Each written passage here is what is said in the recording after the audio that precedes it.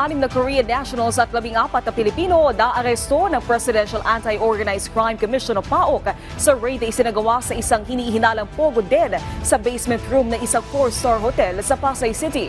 Sangkot umano ang grupo ng mga Korean nationals sa illegal online gambling kung saan target nila ang mga kapwa Koreans. Posible ding sangkot umano ang mga suspects sa game fixing at online scamming.